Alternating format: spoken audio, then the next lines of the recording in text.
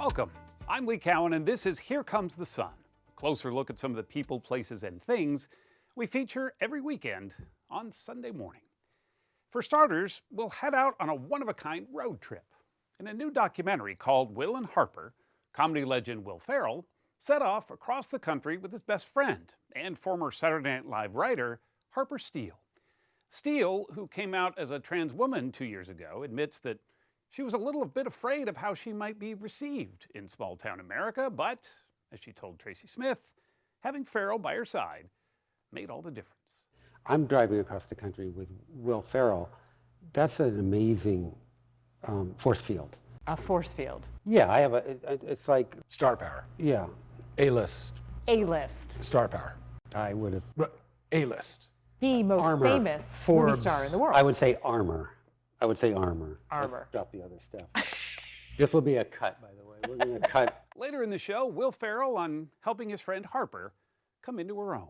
What's it like watching Harper? She is so open and so graceful in that she gives people grace in speaking with them. Absolutely. What's it like sitting next to her and seeing that up close? It's amazing. It's wonderful. I'm so proud of her because that is one of the wonderful changes I've seen as I've gotten to know Harper. She's much more forthcoming. She's much more willing to engage. She's just open in every possible aspect of her personality in some way, and that's the part of where I'm literally with a new person. Then from traveling the land to soaring the sky, David Pogue looks into new technology that could save millions of birds this migration season. We can start by turning off non-essential lights during migration periods, which also saves energy and money. We see that birds start to return to normal patterns of behavior as soon as the lights turn off, literally within seconds. In Texas, a public awareness campaign has produced a dramatic effect. Look at these before and after shots of Dallas, Houston, and Fort Worth. Turning off the lights can cut down bird strikes by 60%. That's all coming up right here on Here Comes the Sun.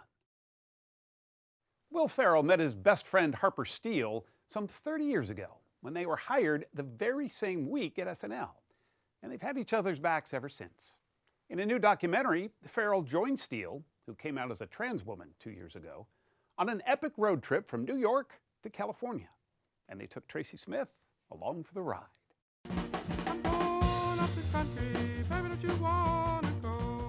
You think you know somebody.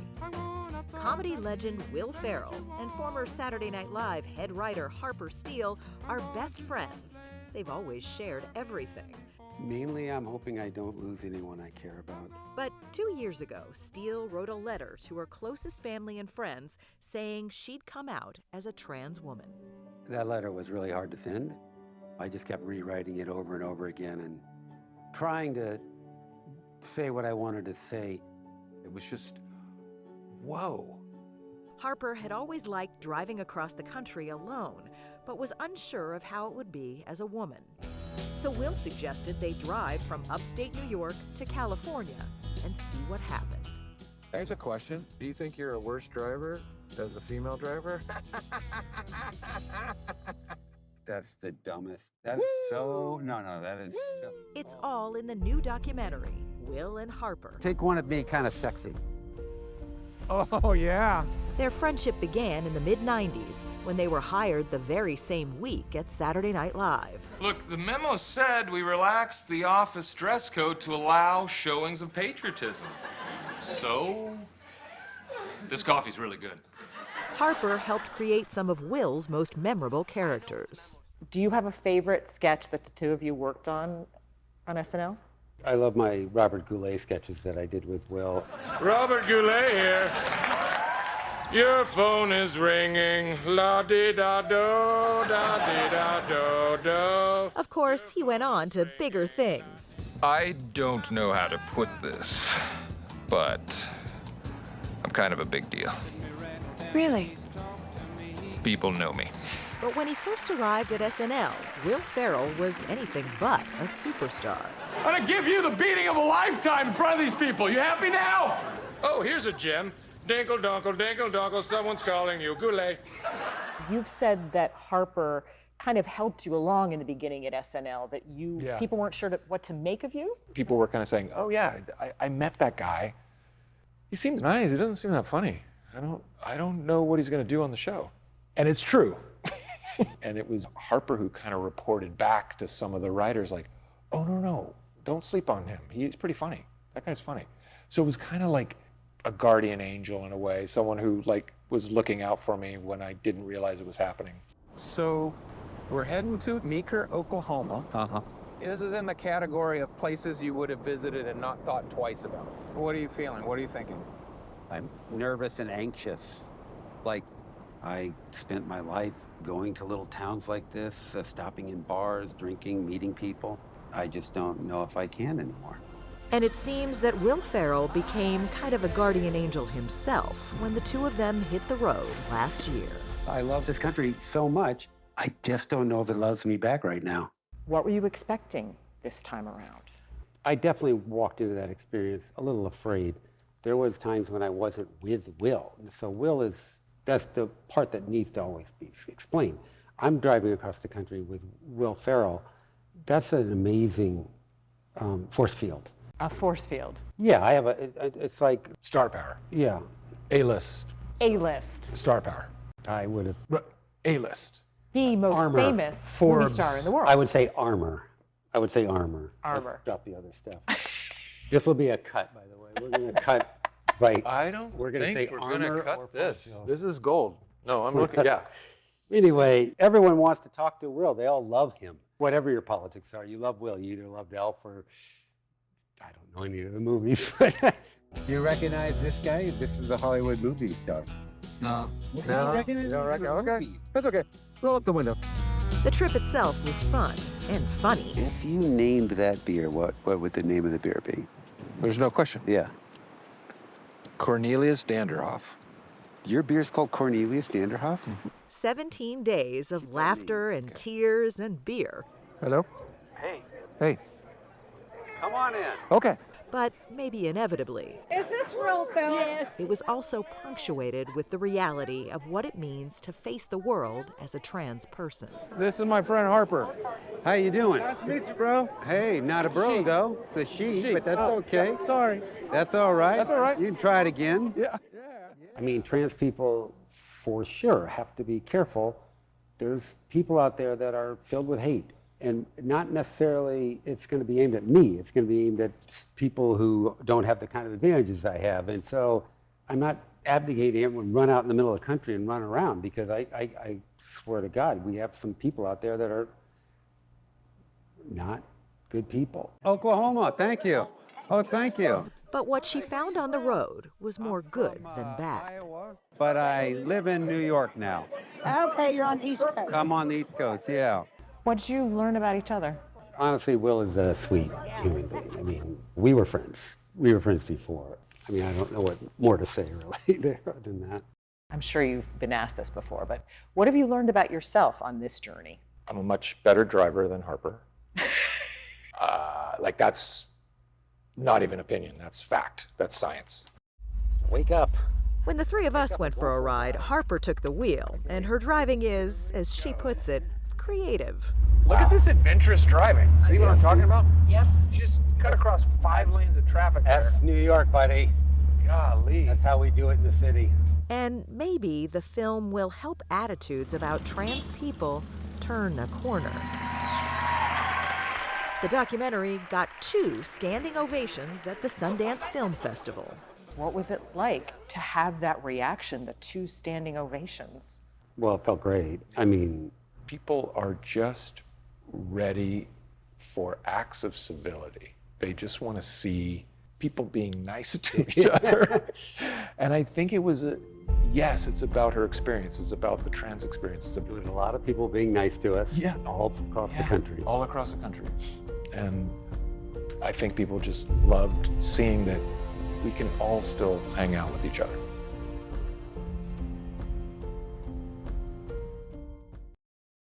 After the break, an exclusive excerpt from Tracy Smith's chat with Will Ferrell and Harper Steele. Something you can only see right here on Here Comes the Sun. Stay with us. This sort of turn happens, and he's seeing me the way I really would like to be seen. As promised, here's more from Tracy Smith's interview with Will Ferrell and Harper Steele. You talk in the film about how you're shy, and you've talked in interviews about how you were a shy kid. Yeah. And yet when we see you, it seems like you have no inhibitions. Is that shy kid still inside of you? I think, I think reserved. Yeah, I think I still, definitely. I think, in my private life, you'd probably be surprised at how quiet I can get at times. But I think we're all that way, right? We all have to recharge our batteries. I have been accused of not being that funny in person. When people meet me. How do you take that? No way, Will, what's up? Hi, how are you? That's it? Yeah.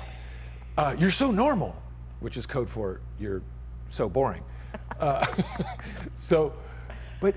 I've just, if I'm feeling boring one day, I'm boring. If I'm feeling funny and outgoing, I'm funny. So I don't judge myself that's just the way it is. What's it like watching Harper? She is so open and so graceful in that she gives people grace in speaking with them. Absolutely. What's it like sitting next to her and seeing that up close? It's amazing. It's wonderful. I'm so proud of her because that is one of the wonderful changes I've seen as I've gotten to know Harper. She's much more forthcoming. She's much more willing to engage. She's just open in every possible aspect of her personality in some way, and that's the part of where I'm literally with a new person, and I love watching her interact. I love, but you're right, she's so articulate, and I think in a weird way, she obviously laments on one hand that it took so long for her to come out.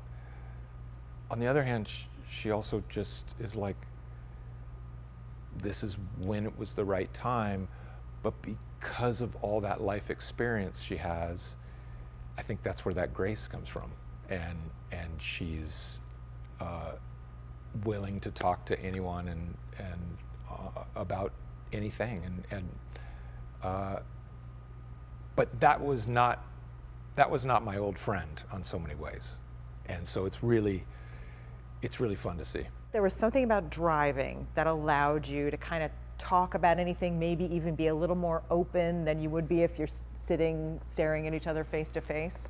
Well, you have 6 to 8 hours to fill every day stuck in that car, so you better start talking. He stops being funny after about 10 minutes. And then that's it. That's as much that's what funny I get. juice as I have. That's what I get. In the old noggin up here. I just, the reason why I was like on board with you on this concept is my favorite sketches, not all of my favorite sketches that I wrote when I was at SNL, but a lot of my favorite sketches are driving sketches. It immediately locks you into a space where weird conversations can happen. Mm-hmm. Cars are great that way. Harper, you said that in a sense, Will transition too? That sounds really smart. Yeah. Is there a question? Yeah, what do you mean by that? Yeah. I would say, yeah. Yeah, I think if you're close to a friend who transitions, you generally go through a transition yourself, sort of learning to understand what that means for not just for them, but for yourself. Like, how are you going to interact with this person? And I'm finding that left and right with all my old friends, how they transition. What makes me so proud of Will is I can almost point to the moment in the documentary where the sort of turn happens, and he's seeing me the way I really would like to be seen. And I just have a lot of friends who aren't there yet. The Washington Post said it feels like it should be shown in schools and toured across the country as a vital, life-saving tool. Hell yeah. Yeah. I mean, why not? Yeah. You know, I mean, not just this project. There's a lot of trans projects that should be shown in schools and in you know, as tools to educate and to save lives, if that's how you want to say it. But yeah, there's a lot of trans people out there doing creative work, and the more support we can give to all of them, the better. Up next, for the birds.